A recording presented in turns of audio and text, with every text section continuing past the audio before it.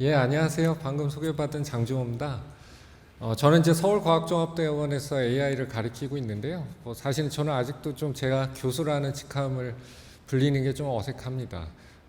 뒤에 제가 잠깐 설명을 드리겠지만 저는 몇 년 전, 한 2년 전까지만 해도 홈플러스에서 마케팅 부문장하고 경영전략실장을 맡아서 영업하던 사람이에요. 매일매일 고등어 팔고 배추 팔고 뭐 라면 팔고 그 행사하고 뭐 그 전에 이제 이마트하고 GS 홈쇼핑에서 유통 쪽에 있었고요. 한 20년 정도 유통사에서 오랫동안 마케팅을 주로 진행을 했고 그런데 이제 한 가지 좀 제가 좀 그래도 좀 특이한 게 이제 사실은 저는 컴퓨터공학을 전공하고 미국에서 이제 AI로 그 당시에 26년 전에 뉴럴 네트워크라고 AI 딥러닝의 기반이 되는 그런 알고리즘을 전공으로 해서 박사를 받고요.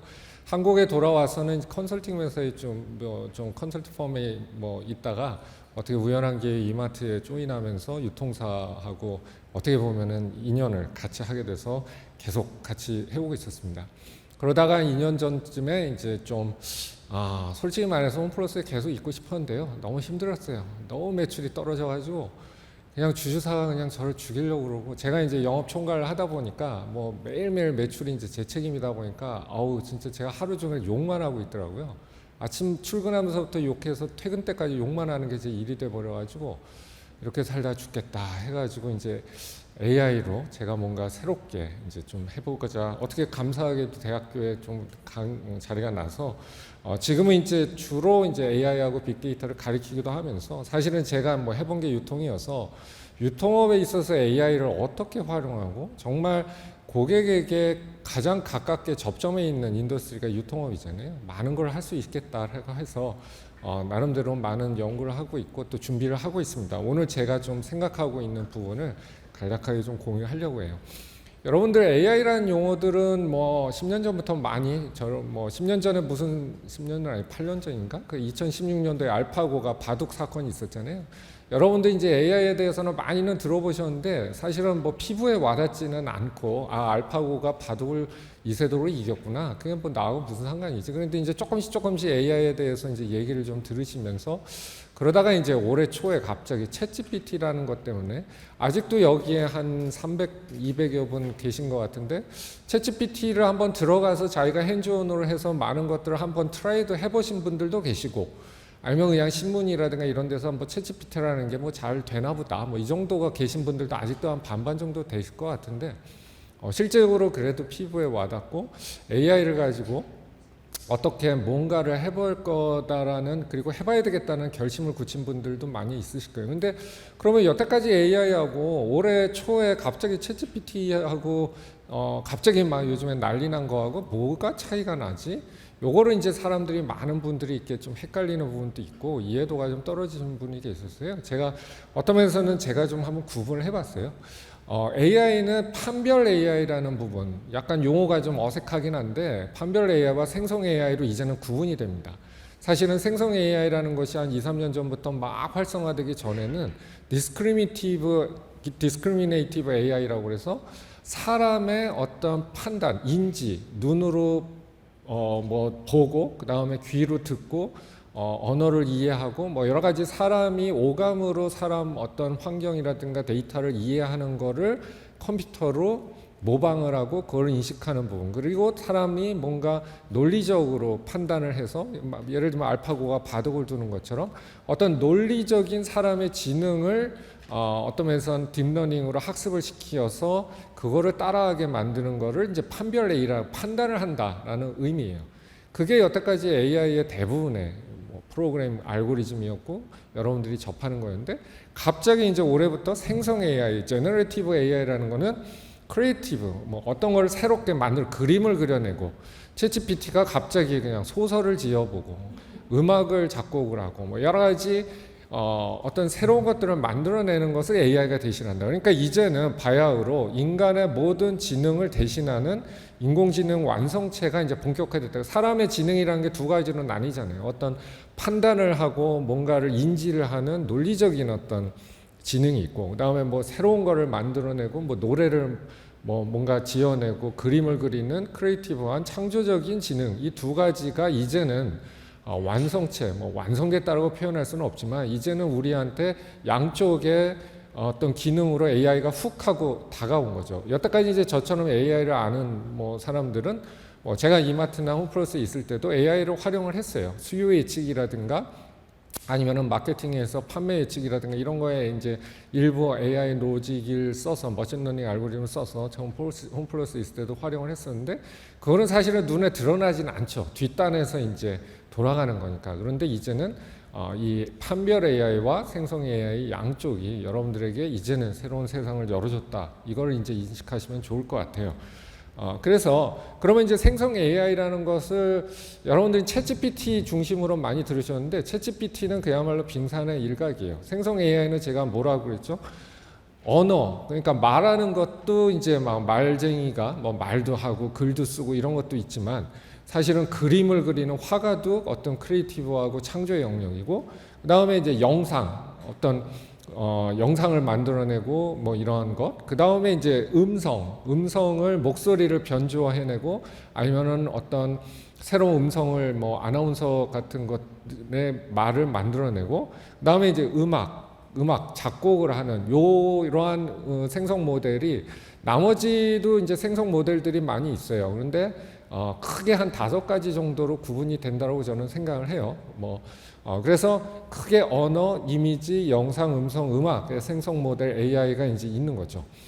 그래서 제일 위에 챗GPT는 언어 생성 모델의 하나의 플랫폼의 이름이에요. 물론 뭐 아주 전 세계적으로 제일 잘 나가는 플랫폼 이름이긴 하지만 그 외에도 이미지 생성 모델에는 뭐 날이라든가 스테이블 디퓨전이라든가 이런 미국 회사가 엄청나게 지금 뭐 주가 엄청 비싸고 잘 나가고 있고 영상 생성 모델은 DID라는 회사의 플랫폼이 쓰이고 있고 음악 생성 모델 위스퍼, 뭐 음성 생성 위스퍼, 웨이브넷, 음악 생성 모델 이러한 다양한 플랫폼들이 많이 있습니다. 여러분들 그냥 저는 항상 권해보는 게 여러분들 생성 AI는 생성 AI가 뭐지? 공부를 해야 되겠다. 뭐 어디 가서 뭔가를 좀 배워야 되겠다. 그럴 필요 없어요. 여기 제가 리스트에 되어 있는 것들은 들어가서 공짜입니다. 그러니까 처음에 이제 트라이얼은 공짜예요. 뭐 여기 있는 플랫폼은 다 돈 벌려고 하는 거니까 궁극적으로 돈을 내야 되는데 트라이얼 뭐 약간 게스트 계정으로 들어가서 조금 맛을 보는 거는 무료예요. 그러니까 여러분들 오늘 세미나 들으시고 뭐 공부하고 책도 사보시는 것도 중요하지만 사실은 백문이 생성 AI는 자기가 이런 플랫폼에 들어가서 직접 자기가 해보지 않으면 다 헛거예요. 그냥 남이 그랬다더라. 그런데 이거가 무료로 여러분들이 들어가서 쓸 수 있는데 안 해볼 이유가 없죠. 그래서 예를 들면 제가 제일 좋아하는 거는 여기에 DID 뭐 영상을 재밌게 만들어주고요. 그 다음에 달리 이거 왜 안 나오죠? 달리라는 그림 그려주는 것도 있고 뭐 여러 가지 그리고 뭐 당연히 챗GPT 그 다음에 자랑스럽게 우리나라의 하이퍼클로버 X 이거는 뭐 네이버에서 우리나라형 음성 언어 LM 모델을 만들었죠. 그리고 뭐 구글이 만든 바드라는 것도 있고 카피 AI라는 것도 있어요. 광고 카피만 제대로 써주는 그런 것도 있고요. 여러분들 들어가서 한번 시도를 해보시는데요. 한번 그 시도를 하기 전에 저도 한번 해봤어요. 이거 아까 제가 언급한 제가 가장 좋아하는 그 언어 모델, 그 영상 생성 모델 중에 하나 DID라고 여러분들 들어가서 그냥 무료 계정 만들어서 한번 해볼 수 있는데 그걸 가지고 제가 간단한 영상을 한번 만들어 봤습니다. 이거 온은 어떻게 하죠? 네. 안녕.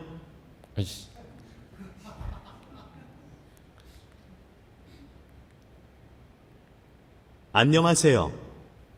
윤석열입니다. 제가 독감이 좀 심하게 걸려서 목소리가 좀 변했습니다. 이해 부탁드립니다. 이번 상공회의소에서 열리는 AI 유통 활용 전략 세미나 개최를 축하드립니다. AI는 국가적인 매우 중요한 자산입니다. 유통 분야의 혁신적인 AI 사례가 나와서 글로벌한 K유통의 위상이 높아지기를 기대합니다. 감사합니다. 예, 요거 제가 만드는데 딱 7분 걸렸습니다. 7분. 그냥 뭐라고 말을 써볼까. 그리고 사실은 이거를 완성 제대로 하려면 사실은 아까 앞에 있는 이거는 이제 영상 생성 모델인 DID를 쓴 거고요. 그 다음에 이제 음성 생성 모델은 웨이브넷 같은 데 들어가서 윤석열 대통령의 목소리를 한 3분 정도를 제가 다운받아서 뭐 뉴스 같은 데서 얘기하는 연설 같은 걸 다운받아서 그거를 학습시켜서 제가 텍스트 지금 방금 넣은 거를 합성을 시키면 목소리도 그대로 해서 그거를 DID하고 합치면 진짜 윤석열 대통령의 목소리로 윤석열 대통령이 말하는 것처럼 만들 수 있습니다. 근데 제가 그것까지 하면은 용산에서 전화 올 것 같아서 쓸데없는 짓 하고 돌아다니지 마라. 왜냐하면 요즘에는 이제 또 하나의 이런 생성 AI 때문에 많이 나오고 있는 건 뭐 여러분들이 신문에서도 보시겠지만 어떤 뭐 가짜 뉴스라든가 뭐 여러 가지 윤리적인 이슈가 있어서 좀 조심스러운 부분도 있어요. 근데 아무튼 요거를 무료예요. DID에서 무료로 그냥 여러분들이 직접 만드실 수 있고요. 그래서 저는 궁극적으로 이걸 가지고 이러한 것들을 여러분들이 쉽게 만들 수 있다는 걸 한번 말씀드리고, 그러면 이제 AI라는 걸 가지고 뭘 할 거냐. 사실 많은 분들이 그냥 AI를 가지고 관심은 많은데 뭘 할 거냐에 대한 프레임워크가 없어요. 그래서 제가 이제 대학원에서 들어가서 강의를 할 때 저는 이제 5가지 AI를 가지고는 한 5가지 정도를 할 수 있겠다라고 저는 정확하게 좀 정의를 내렸습니다. 첫 번째로는 커스터머 익스피리언스를 이노베이트 하는 거가 있고, 두 번째는 옵티마이즈 솔브 프로블럼, 세 번째는 맥시마이즈 이피션시, 네 번째 포캐스팅 프리딕션, 뭐 나머지는 새로운 비즈니스 모델. 이거를 이제 저는 AI 플레이북 전략서라고 정의를 내리고 강의를 하고 그러는데요. 아마 오늘 뒤에 저와 이어서 이제 강의하시는 훌륭한 분들이 각각의 아마 5가지 범주에 되는 많은 사례들을 말씀을 드리실 거예요. 그래서 그거를 그냥 중구난방으로 이것도 있고 그러다 보면은 사실은 길을 잃을 수가 있습니다. 그래서 각각의 것이 어떤 부분에 해당이 되는지를 좀 들어가면 보는데, 오늘 저는 이 중에서 2가지 정도에 있어서 이거는 사례는 아니고요. 어떻게 보면 제가 연구를 하고 있고 제가 지금 기획을 하고 그림을 그리고 있는 2가지의 내용을 좀 말씀드리려고 해요. 첫 번째는 그 이노베이터 커스터머 익스피리언스예요. 제가 생성 AI를 보면서 내가 홈플러스에 한 3년 전에 있을 때 생성 AI가 지금처럼 막 활성화됐었으면 정말 좋았겠다라고 생각을 한 아쉬움이 있습니다. 뭐냐면 이제 여러분들 그 아마존이라든가 이런 데 AI의 사례로 많이 화제가 되고 있는 게 개인화 추천, 맞춤형 개인화 추천, 유통사, 특히 온라인 커머스 회사에서 장중호란 고객에 있어서의 데이터를 가지고 저에게 딱딱 맞는 상품을 추천해 준다. 참 멋진 일이죠. 그것 때문에 이제 아마존이 뭐 아주 훌륭한 사례로 항상 회자가 되고 있고 지금의 아마존의 위상이 됐는데요. 그런데 솔직히 약간 보링해요. 맨 처음에는 나에게 맞는 상품을 추천해 주네. 어떤 면에서 신기하긴 했는데, 솔직히 그냥 여러분들 일반적인 저희 사이트에 들어가서 최근에 본 상품, 연관 상품, 검색어 연관 상품, 함께 구매한 상품, 저에게 추천을 하는 거를 딱 보면은 내가 주로 장바구니에 넣었었구나.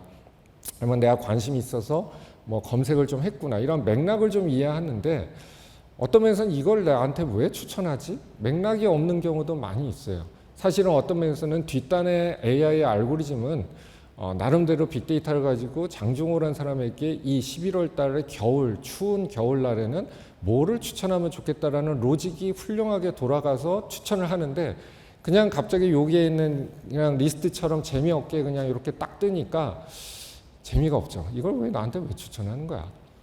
그래서 사실은 제가 홈플러스에 있을 때 홈플러스의 그 온라인 커머스 그 개편을 하고 제가 뒤에 말씀드린 CDP 커스터머 데이터 플랫폼이라는 커다란 플랫폼을 만들면서 이런 게 있으면 좋겠다. 왜 당신에게 이 상품을 왜 추천을 하고 있고 내가 좋아하는 어떤 말로써 당신은 지금 이게 이렇기 때문에 필요하다는 것이 명확하게 소통이 된다면 참 좋겠다라고 생각을 해서 나름대로 그때 제 밑에 있던 CIO나 뭐 이런 사람 들들 볶아봤는데 답이 없었어요. 그런데 생성 AI를 보면서 한번 이런 생각을 해봤습니다.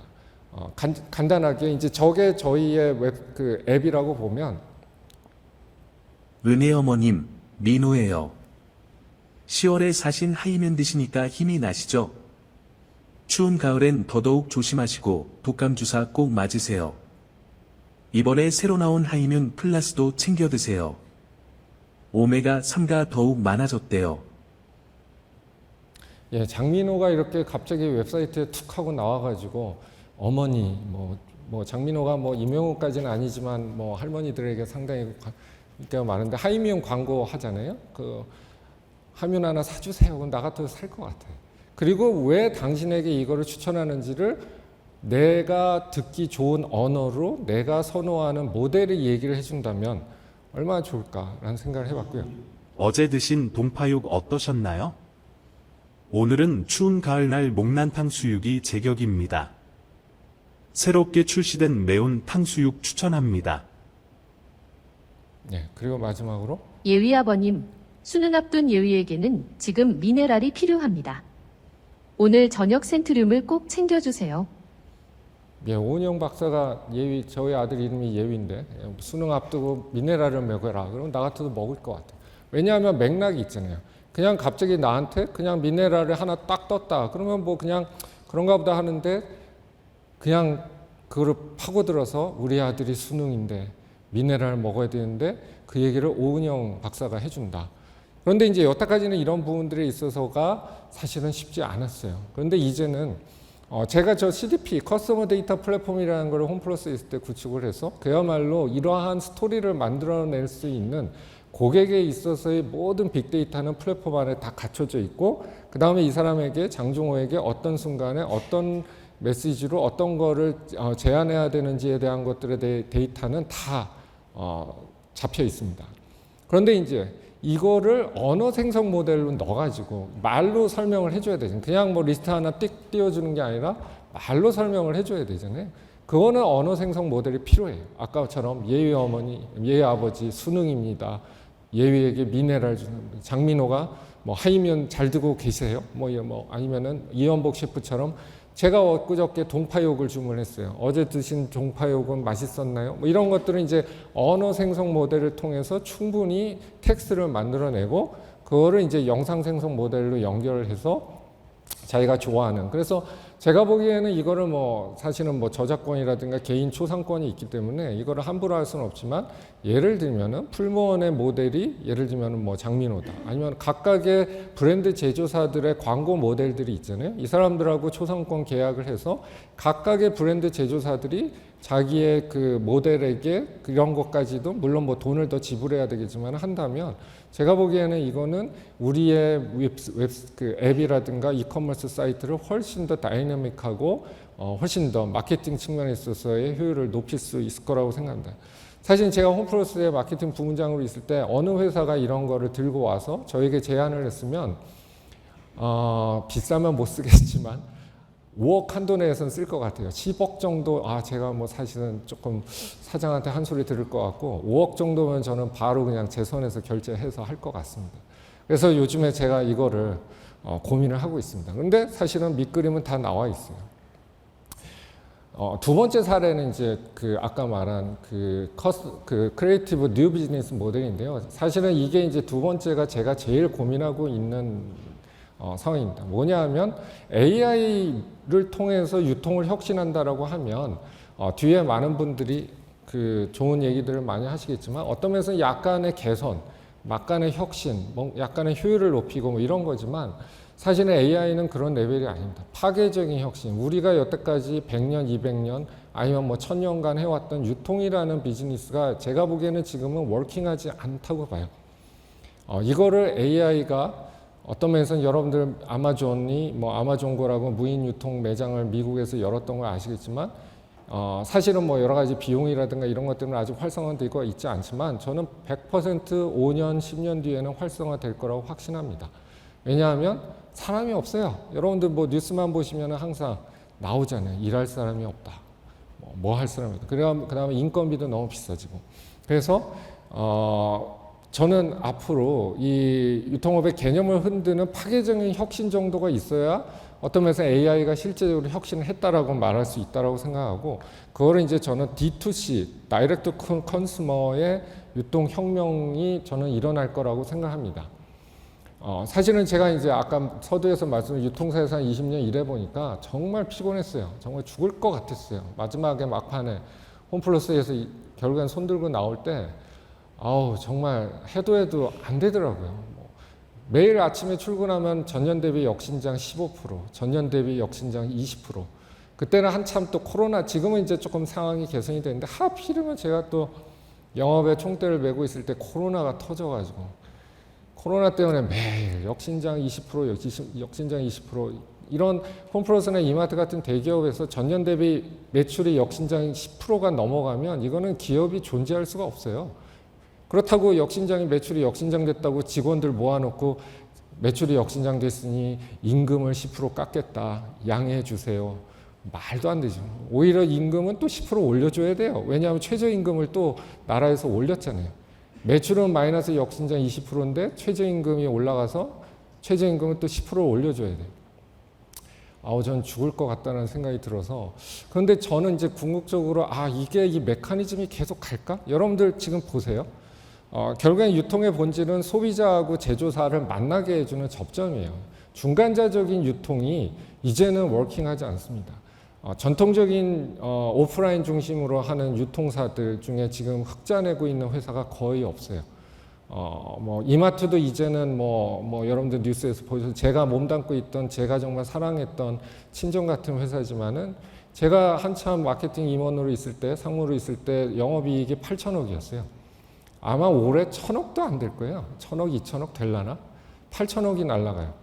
홈플러스 영업이익 5천억 나던 회사예요. 제가 그만둘 때 적자 2천억 났어요. 7천억이 날라갔어요. 이거는 그 회사의 CEO나 경영진이 잘못해서가 아니라 이건 구조적인 변화예요. 여러분들 대형마트 안 가시잖아요. 쿠팡으로 주문하면 아침에 마켓컬리로 주문하면 새벽에 갖다 주는데 뭘 기름값 들게 왜 오프라인까지 가서 해요. 오히려 SSM 같은 슈퍼마켓은 오히려 좀 근접 매장은 잘 됩니다. 왜냐하면 과도한 인건비나 매송비나 물류비나 뭐 이러한 부분에서 결국에는 어떻게 해요? 유통사도 살아야 되니까 결국에는 뭘 하냐 하면 결국에는 또 마진을 올려요. 수수료를 올려요. 제조사들도 죽을 지경이죠. 유통사가 죽을 지경이니까 제조사한테 당연히 마진율을 더 달라고. 쿠팡의 평균 마진율이 이제 50%에 육박을 하고 있고 대형마트도 거의 40% 육박하고 있어요. 여러분들 풀몬이나 아니면 일반적인 브랜드 회사가 이마트나 쿠팡에 납품을 하면 40%를 마진으로 줘야 돼요. 그럼 여러분들은 40%가 올라간 가격으로 사는 거죠. 그게 이제 여태까지의 그래서 저희가 보기에는 결국엔 소비자는 가격은 또 올라가고 그렇다고 이 유통사가 또 뭐 중간에서 마진을 높여서 돈을 잘 버냐? 그것도 아니고 유통사도 죽을 지경이고 제조사들도 마진 줘야 되기 때문에 죽을 지경이고 모두가 루저가 돼요. 제가 보기에 이 구조가 어떤 면에서는 어떤 혁신을 한다라고 이 구조를 그대로 놔둬서 이게 개선이 될 수 있을 여지가 없어 보여요. 만약에 그거의 방법을 제가 찾았으면 아마 제가 홈플러스 뭐 안 나왔을지도 몰라요. 끝까지 어떻게든 남아서 뭐 했을 텐데 답이 없더라고요. 저도 뭐 나름대로 공부 많이 하고 나름대로 고민 많이 하던 사람인데 아무리 생각해도 답이 안 나와요. 매년마다. 지금 이제 쿠팡 같은 경우에는 이제 어떤 면에서 물류 효율이라든가 이런 것 때문에 쿠팡만이 제가 보기에는 이젠 가능성이 있을까? 나머지 회사들은 지금은 정말 위기입니다. 이거를 우리 유통물류 지금은 상공회의소 같은 데서 혁신을 한다라고 하면 이제는 그냥 조금 어떤 개선 사항이 아니라 이미 시대가 모바일 플랫폼 시대. 그래서 뭐 이마트도 스타컴 열심히 하고 홈플러스도 하고 롯데도 롯데온 하고 뭐 다 하는데 과연 앱을 하나 잘 만들었다고 이게 모바일 기업인가? 전체적인 개념과 사람들의 구조와 비즈니스 구조는 다 옛날에 중개 봉건 시대의 그 유통업인데 앱을 좀 잘 만들었다라고 이게 모바일 기업이라고. 왜냐하면 모바일 그 쿠팡이라든가 뭐 이런 회사는 완전히 모바일로 시작하는 회사니까 모든 구조가 다 그쪽으로 되어 있으니까. 근데 그 다음에 이제 최저임금과 인구 구조, 그 다음에 사실은 또 제조사와 유통사가 지금은 엄청나게 싸움 중입니다. 그 싸움을 사실 유통사가 먼저 걸었어요. 어떤 면에서는 그거에 일조한 게 전데 이마트에 있을 때 피코크라고 PB를 처음 만들었죠. 원래 유통사가 제조사 거를 잘 팔아주면 좋은데 마진을 더 높인 유통사. 그래서 풀몬 거, CJ 거보다 피코크 자사 브랜드를 만들어서 제조사를 좀 밀어내고 우리 걸 직접 팔아서 마진율을 5% 10% 올리자. 그게 유통의 전략이었어요. 그럼 제조사들은 바본가? 그러면 결국에는 제조사들도 물론 뭐 유통사하고 좋은 관계를 계속 맺어야 되지만 어쩔 수 없이 자기네 판매 채널을 또 만들어야 돼요. 그래서 자사몰이라든가 이런 커머스 같은 것들을 직접 하죠. 다이렉트 컨슈머. 그래서 어떤 면에서는 유통업과 브랜드 제조사들은 또 지금 어떤 면에서는 권력 투쟁 중이에요. 그래서 저는 한번 상상을 해봤어요. 이건 어떤 사례가 있다라기보단 오늘 제가 이제 첫 자리에서는 단편적인 사례 몇 가지를 이렇게 설명드리는 것보단 여러분들께 좀 생각할 수 있는 변화의 좀 구조를 한번 드리려는 차원에서 일단은 24시간 초운전 마이크로 스토어라는 개념을 한번 생각을 해봤습니다. 결국에는 앞으로의 유통은 이렇게 될 거라고 저는 확신을 해요. 제가 뭐 이마트를 사랑하고 홈플러스를 사랑하고 저는 제 친정이었던 회사들을 사랑하지만 이거는 구조상 앞으로의 미래의 구조상 이거는 어쩔 수 없는 구조로 저는 간다고 봅니다. 유통업을 발전시키기 위해서 기존에 있었던 유통사를 발전시키고 고수하는 것이 맞을까? 사실은 좀 고민이. 거기를 지원하고 그 회사들을 뭔가 서포트 한다라고 구조가 개선이 되고 나아질 수 있다면 당연히 구조를 하지만 여러분들 자체 이거는 소비자들의 행동 자체가 여러분들 대형마트를 안 가시고 슈퍼마켓 오프라인을 안 가시는데 이거를 뭐 여러분들은 어떻게 행동을 바꿀 수 특히 1, 2인 가구가 늘어나면서 더더욱이 그래서 궁극적으로 저는 이러한 모습이 될 거라고 봅니다. 소비자와 제조사가 직접 만나고 직접 컨택을 하고 이거를 중간에 AI 유통이 하나의 커스터머 이커머스의 개념과 그 다음에 오프라인의 무인 매장의 개념으로 해서 직접 만나는 것들을 AI가 만들어낼 거라고 봅니다. 그래서 여기에 있는 뭐 CJ라든가 메일유업이라든가 뭐 이런 회사들이 직접 소비자를 만나는. 제가 이제 홈플러스 있을 때 여기에 있는 대표 이사님이나 임원들하고 친했죠. 같이 술도 마시고 뭐 그때는 이제 술 마시면서 갑질을 맨날 했는데 그분들의 간절한 소망도 어떻게 보면은 자사 채널을 만들어서 그래서 자사몰을 만들었는데 사실은 유통을 안 해본 회사가 아무리 온라인 커머스를 하더라도 유통을 처음 한다는 건 쉽지 않습니다. 개념부터가 다르고 뭐 이러한 부분들에서 쉽지가 않아요. 자사몰이 홍보가 잘 안 돼요. 그래서 결국에는 어쩔 수 없이 쿠팡이라든가 이런 데 오픈마켓에 또 들어가요. 그러면 자사몰을 오픈마켓에 들어가면 그거는 D2C가 아니에요. 결국엔 또 오픈마켓에 과도한 수수료를 또 주고 하는 이 구조가 계속 변합니다. 그래서 궁극적으로 저는 한번 상상을 해보고 있어요. 결국에는 어떤 아마존고 같은 데서의 이러한 AI 무인 매장 플랫폼이 그야말로 고객이 쉽게 물건을 꺼내고 가져가면 결제가 되는 이러한 솔루션이 아마존고 같은 어떤 매장형에 있어서의 그것들은 상당히 비용이 많이 들고 결국에는 또 유통사가 또 무인 유통을 또 투자를 하는 거는 제가 보기에는 성립이 안 돼요. 왜냐하면 카니발라이제이션이 있기 때문에 자기네 오프라인 유통이 있는데 또 온라인에 있어서의 무인 매장을 열어서 이게 활성화돼서 자신들의 오프라인 유통 매장을 죽인다. 이거는 쉽지는 않습니다. 그래서 저는 궁극적으로 이러한 AI의 유통 플랫폼이 생겨서 샵의 구조가 아니라 간단하게 그냥 냉장고나 냉동고의 형태가 돼서 전국에 이게 그냥 쫙 뿌려지는 거예요. 플랫폼처럼.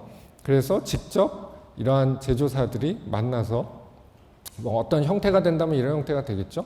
그냥 이러한 어떤 뭐 마치 자판기 같은 형태로 되는데 뭐 그냥 상품은 여러분들이 좋아하시는 상품을 언제든지 뭐 다양하게 냉동 상품도 되고 이러한 것들의 플랫폼이 만들어져서 여기에 있는 온갖 뭐 아파트 커뮤니티라든가 빌딩이라든가 뭐 지하철역이라든가 이런 데 그냥 쫙 뿌려져 있는 거예요.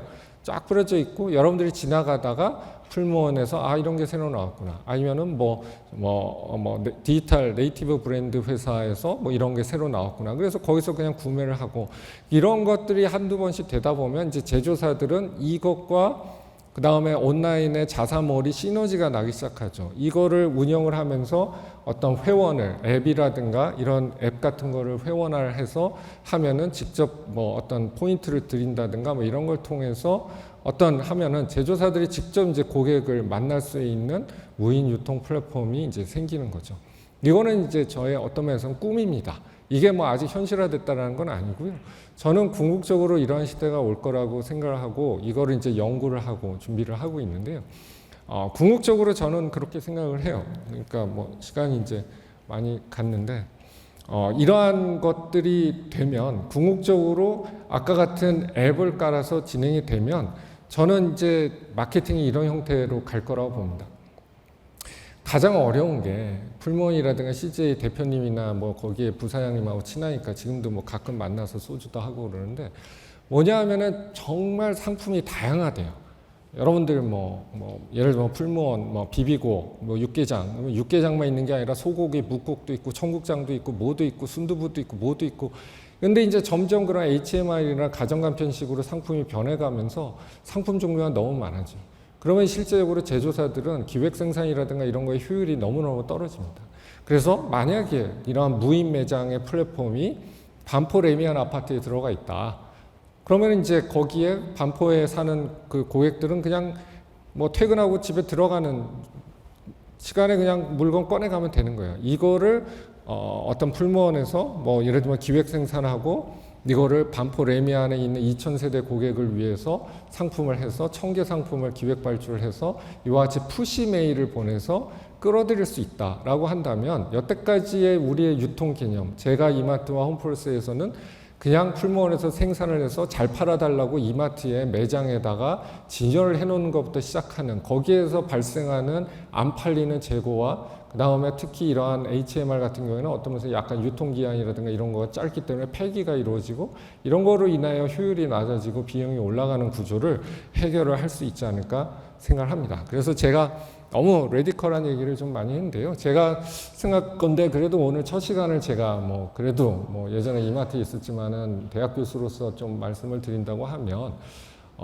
좀 이렇게 큰 그림을 한번 이런 것도 할 수 있겠구나. 아까 제가 첫 번째로 말씀드린 마케팅의 사례도 생성 AI를 쓰면 정말 고객하고 쿠팡이 됐든 스타컴이 됐건 이러한 커머스 회사가 이커머스 회사가 정말 생생하게 대화를 나누는 것 같은 마케팅으로 개인화 맞춤 추천과 커뮤니케이션을 할 수 있는 그런 솔루션은 이건 맘만 먹으면 만들 수 있고요. 그 다음에 지금 두 번째 A 같은 경우는 그야말로 유통의 근간을 어떤 면에서는 좀 변화시킬 수 있는 당연히 이마트의 관계자분이나 홈플러스의 관계자분들 이런 말 들으면은 저 인간 씨 우리 회사에 잘 먹고 잘 살다가 나가더니 배신 까고 헛소리 하네 이럴 수도 있지만 이거는 어쩔 수 없는 안타까운 현실이에요. 그래서 이러한 부분에 있어서의 새로운 시대가 오고 제조사와 소비자가 직접 만나는 다이렉트 컨슈머의 프랙티스를 AI가 만들어낼 수 있고 도와줄 수 있다. 이런 것들은 이제 여러분들의 사고의 틀과 생각의 틀을 넓히는 거라고 저는 생각을 해서 오늘 두 가지를 아직 이거는 구현이 된 건 아니지만 저는 확신컨대 3, 4년 내로 구현이 될 거를 그리고 많은 플레이어들이 준비하고 있고 하고 있다는 걸 좀 말씀을 드리고요. 그래서 AI를 저는 게임 체인저가 되는 데 있어서 결국에는 AI는 여러분들이 공부를 하는 것이 아니라 상상을 하는 거예요. 뭘 할 수 있을까? 그리고 여기 있는 그림은 그냥 참고해 주셨으면 좋겠고요. 제가 두서없이 많은 얘기를 좀 해봤습니다. 제 발표 마무리하도록 하겠습니다. 감사합니다.